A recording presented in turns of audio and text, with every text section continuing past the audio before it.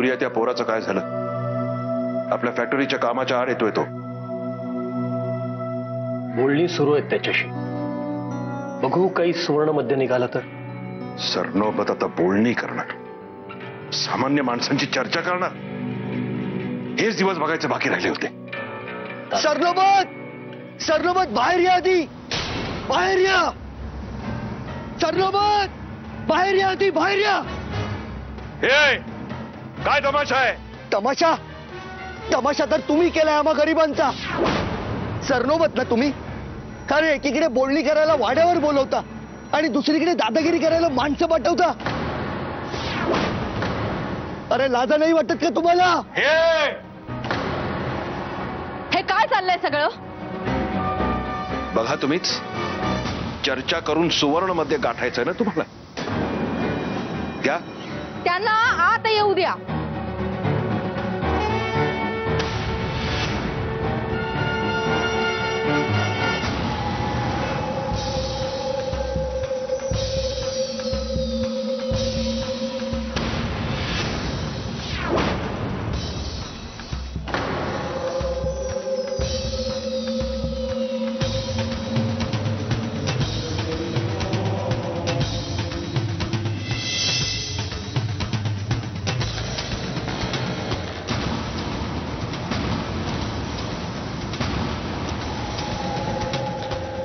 हे सगळं काय चाललंय? या सगळ्याचा अर्थ काय समजायचा आम्ही? आमच्यासारख्या गरिबांच्या जमिनी लुबाडून तुम्हा जहागीरदारांनी हा जो काही खेळ चालवलाय ना, त्याचा बळी गेलेल्या एका सामान्य माणसाचं दुःख आहे हे. बापाच्या जमिनीसाठीचं दुःख. याचा अर्थ तुम्हाला काय लावायचा आहे आणि कसा लावायचा आहे ते तुमचं तुम्हीच ठरवा. तू आऊसाहेबांशी बोलतोयस त्याचा भान आहे का रे तुला? हे बघ, तुझ्या वडिलांची जमीन आता कागदोपत्री सरनोबतांच्या नावावर आहे. उगाच गावाच्या प्रगतीच्या आड येऊ नकोस. तुला जे काही म्हणायचं असेल ना ते शांतपणे म्हण, कळलं? आम्हा सामान्यांचं काहीही म्हणणं तुम्ही ऐकून घेणार नाही हे माहिती आहे मला, पण माझ्या बापाला न्याय मिळवून देण्यासाठी माझा जीव गेला तरी आत्ताच काय ते सांगा, नाहीतर आत्ता इथे स्वतःला आग लावून जीव देणार आहे मी.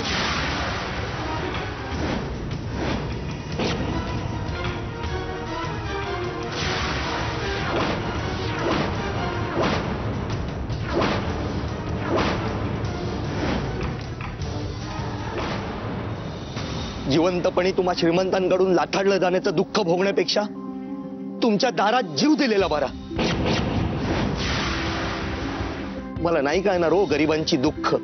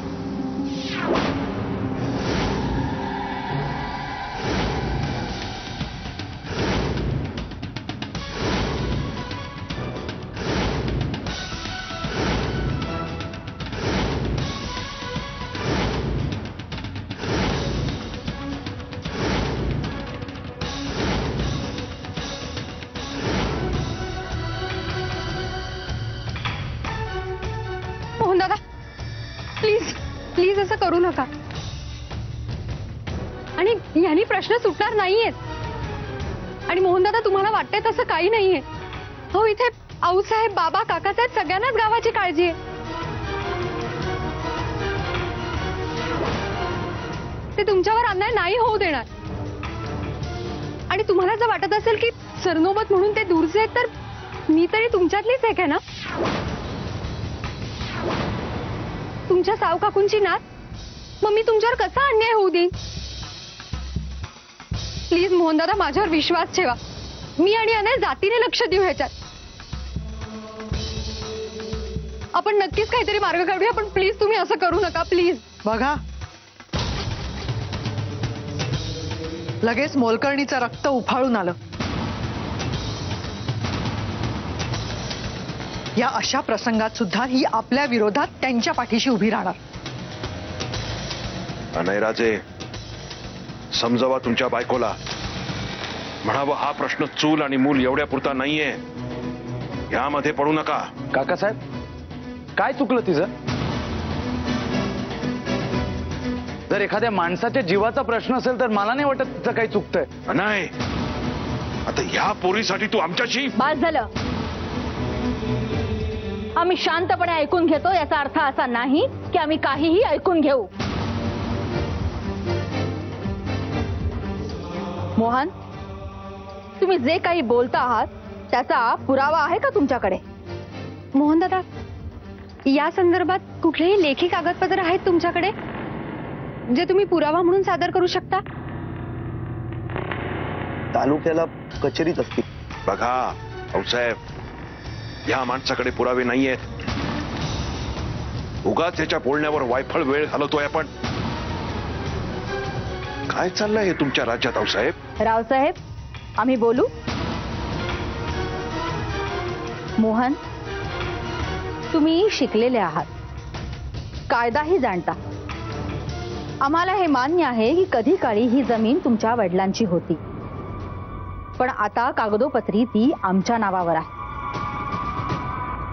इतके दिवस आम्ही तुमच्याशी माणुसकीच्या नात्याने बोलत होतो, पण तुम्ही जर आम्हाला धमक्या देणार असाल तर आम्ही ते खपवून घेणार नाही. तुमच्याकडे काही ठोस पुरावा असेल तर तो घेऊन या, समजलं?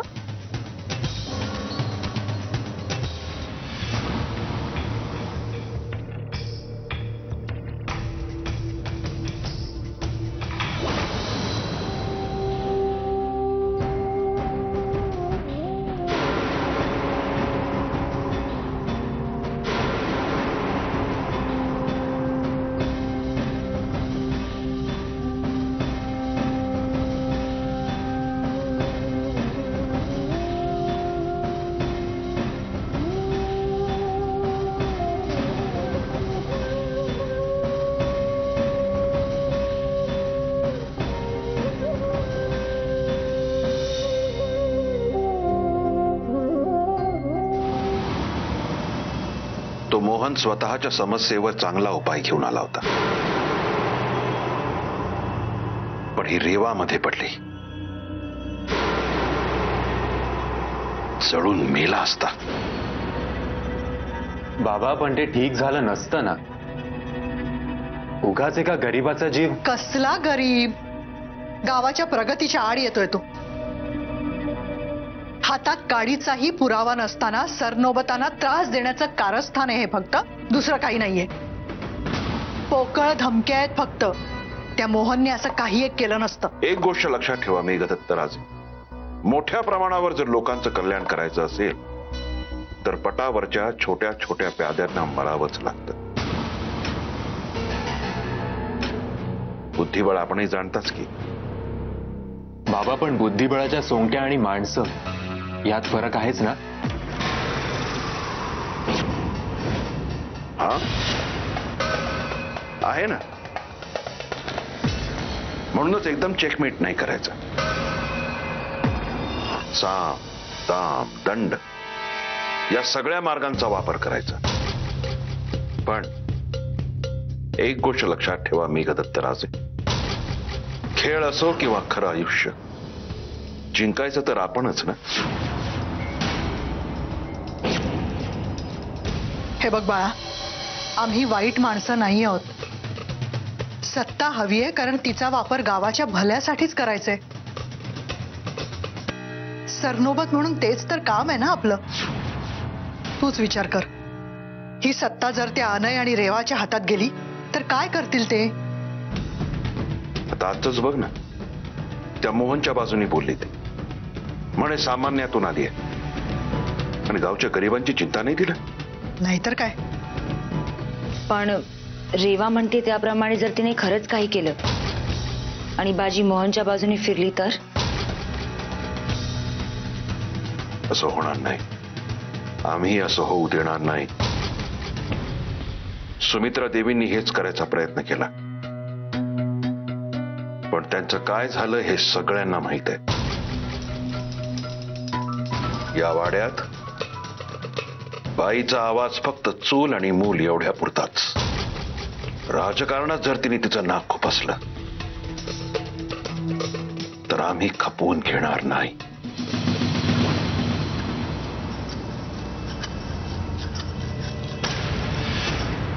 बाबा, तुम्हाला जर असं वाटत असेल की आम्ही चुकलोय तर आम्हाला माफ करा, पण एका जीवाचा प्रश्न होता म्हणून मला बोलावं लागलं. रेवा, तू जे बोललीस ते चुकीचं मुळीच नव्हतं,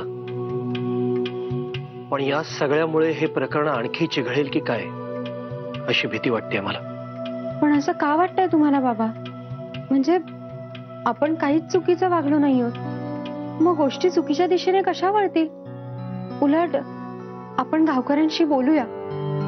त्यांना जर आपण हा विश्वास दिला ना की आपण त्यांच्यातलेच एक आहोत तर गोष्टी सहज सोप्या होतील. असं नाही वाटत तुम्हाला? तुझं म्हणणं बरोबर असलं तरी ते होण्यासारखं नाहीये रेवा, कारण यापूर्वी कधीही असं झालेलं नाहीये. बाबा, याआधी एखादी गोष्ट घडली नसेल तर ती इथून पुढे होणार नाही असं तर नाही ना? सरनोबतांच्या इतिहासात माझ्यासारखं मुंबईला नोकरीसाठी कधीच कोणी पळून गेलं नव्हतं. रेवा बरोबर तुम्हा कुणाचाच सल्ला न घेता मी ज्या परिस्थितीत लग्न केलं ते सुद्धा याआधी कधी झालं नव्हतं. पण तरी ह्या सगळ्या गोष्टी घडल्याच ना बाबा. हा नाही, तू सांगतोयस ती वैयक्तिक उदाहरणं आहेत, आणि रेवा जे करायला सांगतेय ते संपूर्ण सरनोबत घराण्याच्या इब्रतीला धक्का लावणारा आहे. हा एकट्या दुकट्याचा प्रश्न नाहीये बाबा. बाहेर गावात सुद्धा हा एकट्या दुकट्याचा प्रश्न नाहीये, हा अख्ख्या गावाचा प्रश्न आहे. आपण 2012 सालात जगतोय बाबा. 100-150 वर्षापूर्वीच्या पद्धती बदलायला नकोत का आता? गोष्ट एकट्या मोहनची नाहीये बाबा, अख्ख्या गावाच्या विश्वासाची आहे. जर ती जमीन मोहनची असेल तर त्याला त्याचा हक्क आपण द्यायलाच हवा ना.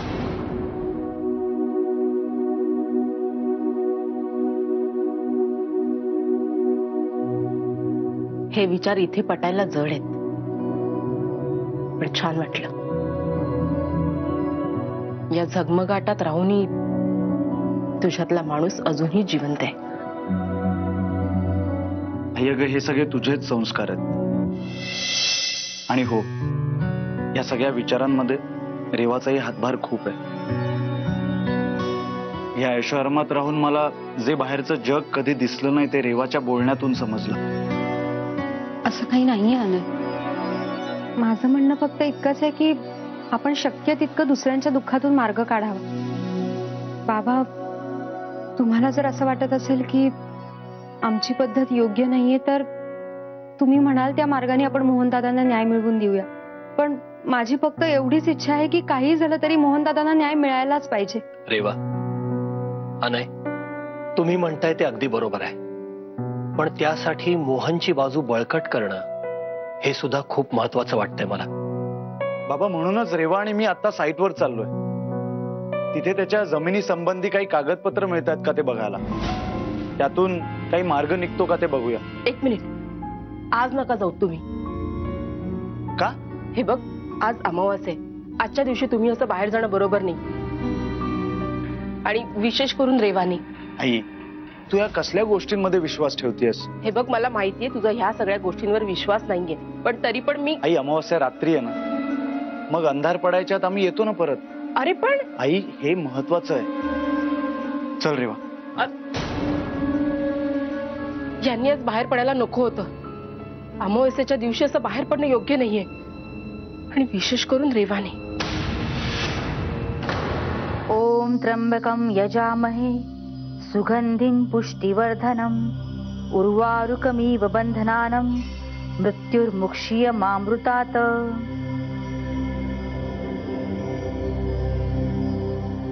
ओम नमः शिवाय. ओम नमः शिवाय. ಅಮ್ಮ ಅಮ್ಮ ಇವತ್ತು ಅಮಾವಾಸ್ಯೆ ಇದೆ ಅಮ್ಮ. आज अमावास्या आहे ना. हो. मग आजच्या रात्री बायकांनी बाहेर पडायचं नाही असं तुम्ही म्हणता. अनय रेवाला घेऊन साईट ऑफिसवर गेलायची. त्या तिथे कशाला गेल्या? त्या मोहन अण्णांना न्याय मिळवून द्यायचा ना जी. भैरवा भैरवा, सारं काही चुकीच्या दिशेने चाललंय. देवाने आजच्या दिवशी तरी बाहेर पडायला नको होतं. अम्मा, रेवाच्या जीवाला धोका आहे का अम्मा? गुंडाप्पा, प्रत्येक वेळी प्रश्न जीवाचा नसतो. काही गोष्टी पाळायच्या असतात कारण ते पाळणं गरजेचं असतं. रेवा प्रमाणाच्या बाहेर धाडस दाखवताय आणि त्याचीच चिंता वाटते बघा आम्हाला. चिंता? कसली चिंता अम्मा? अमावास्येच्या रात्री घडणाऱ्या चित्र विचित्र घटनांची का? ते आम्हालाही माहित नाही गुंडप्पा. आम्ही फक्त पत्रिका बघणं जाणतो. त्याला तुम्ही श्रद्धा म्हणा किंवा अंधश्रद्धा, पण त्या पाळल्यामुळे कुणाचं नुकसान होत नाही म्हणते मी. आता ते मानायचं किंवा नाही हा ज्याचा त्याचा प्रश्न असतो. इष्टू चिंते की हागुतते. तुम्हाला ह्या गोष्टीची का चिंता वाटते जी? फक्त या गोष्टीची चिंता नाही तर एकंदरीत साऱ्याच गोष्टींची चिंता वाटते की हो आम्हाला. रेवा सोबत ज्या काही घटना घडत आहेत त्याची काळजी लागून राहिली बघा आम्हाला. तिला ती डायरी सापडणं, सुमित्रेच्या शापाबद्दल तिला ते कळणं, तिचं चावी घेऊन त्या दारापर्यंत जाणं, हे सगळंच वाड्याला फार धोकादायक आहे. आणि त्याही पेक्षा रेवाला जास्त धोकादायक आहे.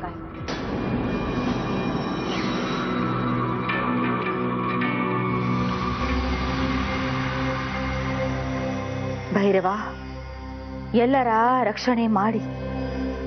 सगळ्यांचं रक्षण कर भैरवा, रक्षण कर. ओम नमः शिवाय. ओम नमः शिवाय. ओम नमः शिवाय. ओम नमः शिवाय.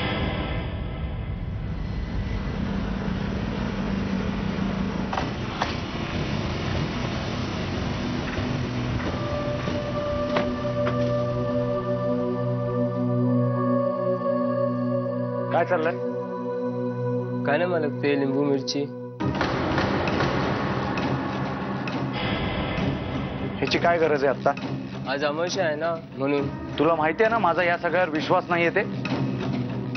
असू दे अनय, त्यांना करावंसं वाटतंय तर करू दे ना. तू चल.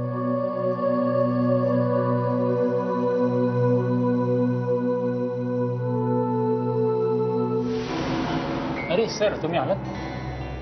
मी जे पेपर्स काढून ठेवायला सांगितले होते त्याचं काय झालं? सर, मी बरीच शोधाशोध केली. तालुक्याच्या कचेरीमध्ये जो शेवटचा लिखित पुरावा सापडला ना, त्यावरून ही जमीन आहे मोहनचीच. मग तर मोहनदादांना न्याय मिळायलाच पाहिजे. मॅडम, तुमचं बरोबर आहे, पण लिगली ते शक्य नाहीये. का? सर, कसं आहे की हा पुरावा खूप जुना आहे आणि साध्या कागदावरती लिहिलेला आहे. त्यावरनं मोहनला न्याय मिळणं शक्य नाहीये. पण आपण शोधूया ना, इथे काहीतरी नक्कीच सापडेल आपल्याला.